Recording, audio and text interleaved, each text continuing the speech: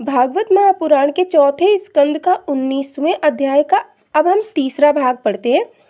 हमने यहाँ तक जो है दूसरा भाग खत्म कर दिया था। अब हम तीसरा भाग यहाँ से शुरू करते हैं।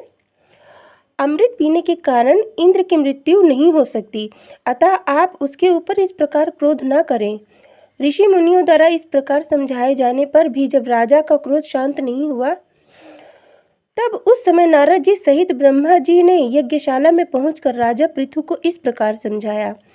हे पृथ्वीपति, यदि आपको इंद्रासन प्राप्त करने की इच्छा हो तो आप इंद्र को इंद्रलोक से निकालकर वहां के राज्य का स्वयं उपयोग करें। परंतु यदि आप मुक्ति प्राप्त करने की इच्छा रखते हो तो 100वां यज्ञ करना बंद कर दें। आपने अब तक जितने यज्ञ किए हैं उन्हीं के प्रताप से आपको श्री नारायण जी दर्शन देंगे तथा आप मुक्ति पद को प्राप्त करेंगे। आपके यज्ञ करने का वृत्तांत सुनकर अन्य सन्यासी लोग भी शुभ कर्म करेंगे।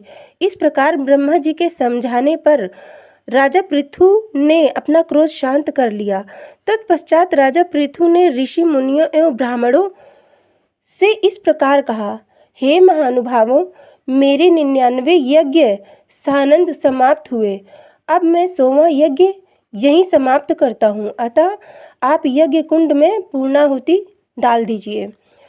राजा पृथु के ये वचन सुनकर जिस समय ऋषियों ने मंत्र पढ़कर पूर्णाहुति डाली, उस समय ब्रह्मा जी ने श्री नारायण जी के पास पहुंचकर इस प्रकार कहा, हे प्रभु, इंद्र के समक्ष कोई अन्य व्यक्ति 100 यज्ञ पूर्ण नहीं कर सकता, परंतु भक्तराज पृथु का संकल्प भी मिथ्या नहीं होगा, अतः इस समय जो उचित समझे वही करें।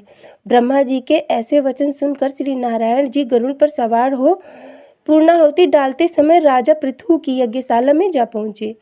उनके दर्शन प्राप्त करते ही राजा पृथु तथा अन्य सब ऋषि मुनि ब्राह्मण आदि उठकर खड़े हो गए और श्री नारायण जी की प्रार्थना करने लगे।